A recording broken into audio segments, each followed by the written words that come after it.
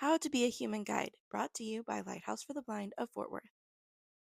Video description. Two young women stand outdoors, holding folding white canes. Afterward, multiple interview clips are shown. Each interview clip shows an individual member of the BVI community in one of various indoor environments. At the end of the video, the Lighthouse for the Blind of Fort Worth logo is shown. What is a human guide?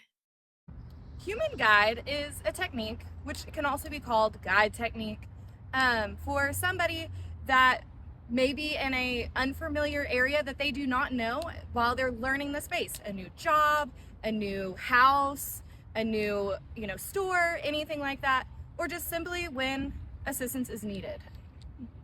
It used to also be called sighted guide, but that is no longer true because people who are blind can also be good guides. So the verbiage has changed a little bit. Who can be a human guide? True. Anybody can be a human guide! Anybody can be a human guide. It's one of the cool things. If you are asked for help, you can do it. In theory, and I hope a lot of people who are asking for it will know how to best instruct you on how they need help as well. But yeah, it can be anybody. Absolutely. You don't have to know the person. If they ask for your help, they trust you enough. How does it work? Technique should look like is like you're holding a cup of coffee just above someone else's elbow. Letter C, right above the elbow, so I can move my arm as I need to, take a little stroll. It feels comfy. She's always a step behind me, just so I'm in front, and if I run into anything, she knows. Or if I take a step down, she knows. It's pretty cool the way that works. Human guide should never be something where the guide is grabbing onto the person. They're following the guide. So they should be able to let go anytime that this person needs to let go or they're ready to continue on without a guide. It's pretty cool. Respect autonomy. So another thing that is kind of considered respectful when you are a guide is providing verbalization of what you're doing and where you're going.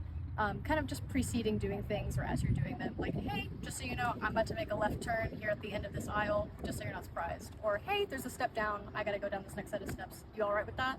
Just kind of as a check-in. And also making sure you don't give too many things. Oh, look, there's a tree to my right, there's a tree to the left, there's grass, there's this. Because it can also be overwhelming getting all of the information. Absolutely. Show us how it's done. Hi, is there someone that could help me? Oh, howdy. My name's Amber. I can help you. Hi, I'm Hannah. I'm trying to find my Uber after spending some time at the park. Can you help me get to the parking lot? Absolutely. How can I best help you? Would human guide be okay? Do you mind? That would be great. Absolutely. I'm gonna touch the back of your hand. You can trail up. All right, you ready? Yes. All right, cool. The parking lot's gonna be this way, and we're gonna make a right-hand turn to get to the parking lot.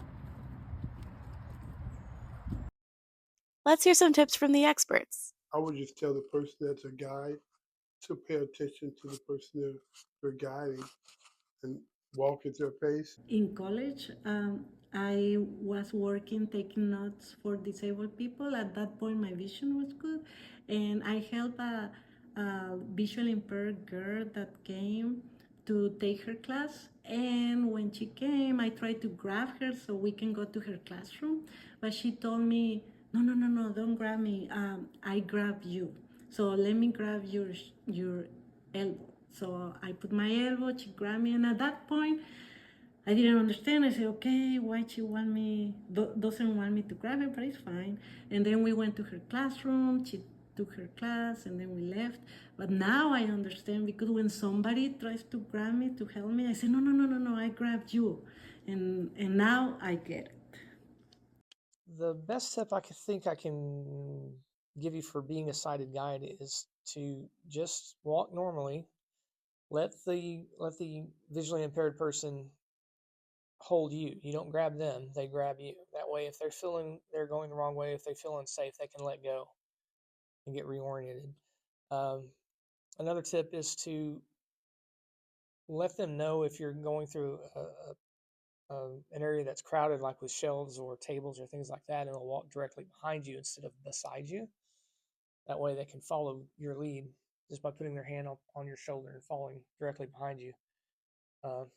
My best friend sight guides me all the time. They run me into tables, they trip me off stairs, they They run me into a pole one time. So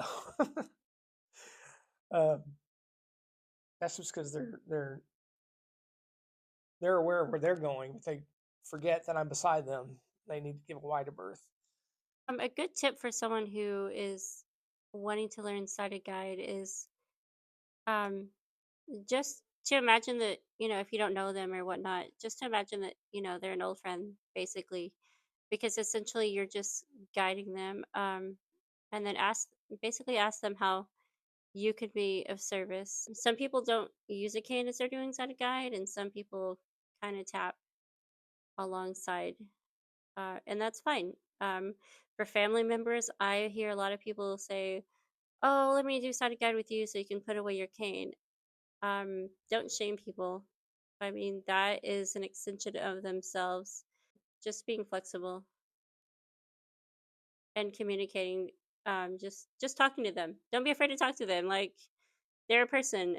I think a lot of people think they need to put someone somewhere, guide someone somewhere, but I mean, they're just a person. You're developing a rapport. That's really all you need to know.